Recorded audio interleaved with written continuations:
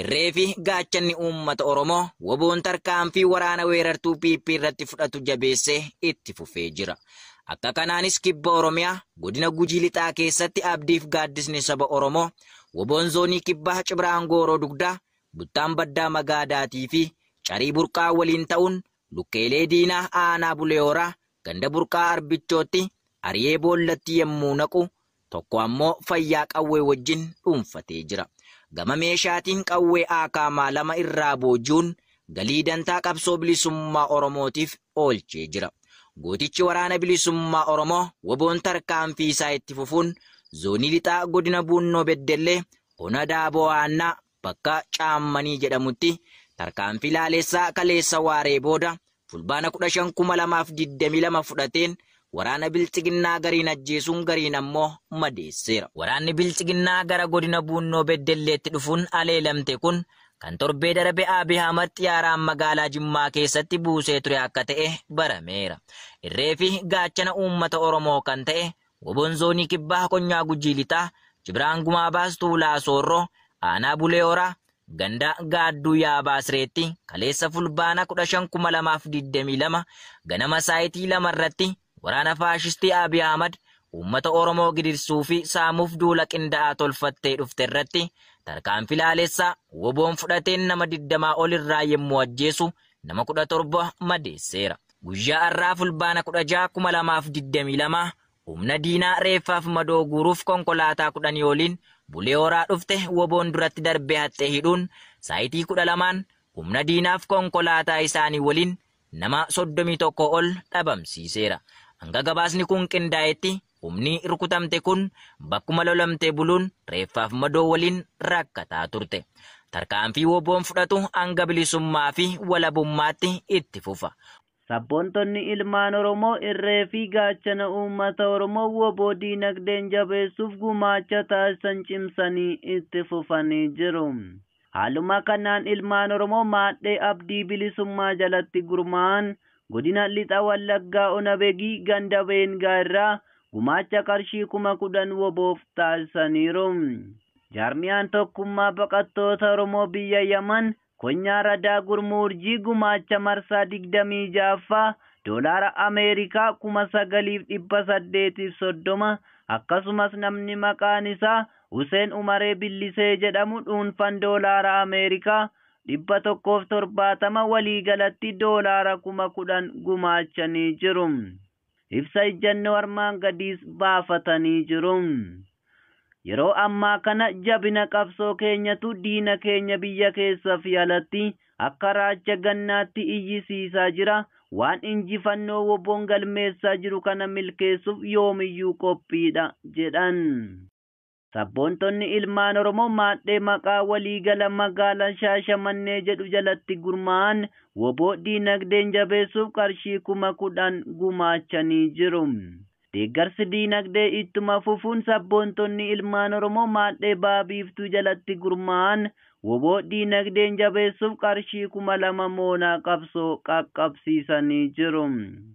Jaarmiyaan maadhee urjii qabsoo Baha Oromiyaa qabsoo hidhannoo irraa qooda fudhachuuf maadhee fi dhuunfaan ijaaramanii qabsoo irraa qooda fudhachaa jiran marsaa 6ffaaf woboof qarshii 7,300 gumaacha taasisanii jiran akka kanaan. Aanaa Kombolchaarraa maadheen Bishaan Dambiyaa qarshii 4,600 maadhee Ayyaantuu Dagaa lakkoofsa 1 fi 2 qarshii 1,300 maadhee Usmaayyoo Muusaa qarshii 500 Jaaljaarraa Adam magaalaa Ararirraa qarshii 500 Jaalsaalii Yusuf magaalaa Ararirraa qarshii 500 aboo woboof gumaacha taasisanii jiru. Jiraattuun biyya Kuweet Boontuu Saayid kan jedhamtu jiraattuu dhuunfaa maallaqa Itiyoophiyaa 6,200 mooraa qabsoo bilisummaa Oromoof galii gootee jirti. Maadheen Liiban Dirree Galfataa 60 alii tan'u akkuma kanaan dura buusii isaan kan ji'aa itti fufuun buusii ji'a fulbaanaa shilingii Keeniyaa 36,500 gumaachuun buusii ji'aa kana malee dirqama cinaan laatameef akka itti laatametti ba'uun hidhannoo waraanaa 2 hidhachiisanii jiru jechuun gabaasa ajajaan olaanaa Aboo Woboo har'aata biyyoolessa Oromiyaa qaqqabsiisaniin beekuun danda'ameera. nutis galanni keessan bilisummaa ta'uttiin jenna. Horaa bulaa deebana injifannoon uummata. Jirtu naguma. Nagaa Saabayyoo jirtu. Aqaafan Fayyeraan jedhama arraata biyyoolessa Oromiyaa irraa. Miseensa waraana mootummaa PP ganuun waraana bilisummaa Oromoo harka laadhachuu keessan dhageenya isiniif bilbiluutti jirra. Mee eenyummaa keef gahee hojii keetii dhaggeeffattoota keenyaaf nu ibsi. Ishii anis yaala kallaqaan jira. Humna addaa jedhama godina lixa aanaa beegiirraan kaleessa ba'aa torba irratti waraana bilisummaa adda Oromootti dabalame. Ayyee miseensa humna addaa Oromiyaa godina lixa Wallaggaa aanaa beegiirraa kan baate mee jalqaba akkamiin gara moonaa humna addaa Oromiyaatiin tajaajiluutti hidhatte? Dirqamaan akka deemtan jedhanii gandarratti olii gannu ari'aa turanii borbaachisaa turanii achii booddee tooba kan jirru achi nu qabanii deemnee mana leenjii gallee afur leenjinee edda baanee amma kunoo guyyaa 20ffaa keenyadha. Ayyee isin akkuma isin leenjiseen jalqaba godina lixa Wallaggaa aanaa beegiitti isin bobbaasee jira jechuudha? Ayyee mee egaa yeroo achi turtan waraana bilisummaa Oromootti kan maqaa moggaasaa oolan hedduutu jiru. Akkamiin isin simate waraanni bilisummaa Oromoo? Maaliin isin simate? Jaalalli waraanni bilisummaa Oromoo isiniif qabu mee akkamiin ibsitaati? Jaalalli isaan ittiin nuyi simatanii baay'ee kan sirriitti kan fudhatama qabudha. Bakka sirum akka maatii keenyaa ta'anii bakka nu baachuu gochaa tafe bakka sirum bakka akka malee nu jaalatanii nu simatanii nutis illee isaan jaalannee meeshaa qabnu wajjin nuti itti dabalamnee nu simatan haala gaariidhaan nu simatan. Akkamittiin bahuu dandeesse mee akka ati baatuuf immoo maaltu si kakaasisiin? Akkaataan ittiin bahuu barbaade ani dhufnee gaafa mana leenjiitii baanuu hidhannoos mana waan tuffanni nu tokko nuun kennamne ala bullaa bakka mishirii qabne rooba keessa qorran jennu bakka siqaa argine homaa bakka hidhannoo naamni jiru ijoolleen hidhannoo qabatan jiru waraan tokko bakka homaa qophaa'ina lolaayyuu miti bakka. Yeroo ammaa baay'inni waraana humna addaa Oromiyaas ta'ee makalaakiyaa waraanni mootummaa PP kana gara waraana bilisummaa Oromootti baqachuudhaan harka isaaniitti laadhachaa kan jiran heddummachaa jiru. Sababiin isaa maal jettee yaaddaati akka keetti?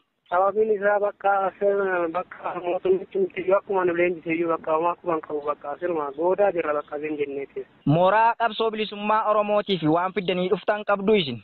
Qabna lama taane kilaashii lama hidhannoo tokko kaartaa qawwee tokko fa'a. Ayyee miseensa humna addaa Oromiyaa achitti hafanii jiraniif mee maal dhaamta waan ofii baratteerraa waan isaaniif dhaamtu qabda? Isaanis wanti naamu akka kootti isaanis bakka ba'anii akka Oromummaa isaanii waraana adda bilisummaa Oromootti makamanii akka keenyatti bakka nageenyaan tasgabbiidhaan akka isaan faana jiraatan hin barbaada. Ayyee haalli mootummaan amma keessa jiru maal fakkaata? Mee gama dinagdeenis ta'ee siyaasaan maalirra jira? Waan hubatteerraa dhaggeeffattoota keenyaaf nu ibsi. Haala inni keessa jiru irratti baay'ee gadi bu'aadha. Homtuu bakka baay'atumayyuu qabanatti hin fakkaannu homtuu hin jiru bakka ijoollonni illee nu wajjin illee jedhanii uffatuma humna addaallee hidhatanii jiran uffata idileetiin ba'aa jiru. Uffanni humtuu hanqate. Ayyee dirreen waraanaa ta'ee jira. Oromiyaan yeroo ammaa uummanni Oromoollee rakkoo hamtuu keessa galee jira.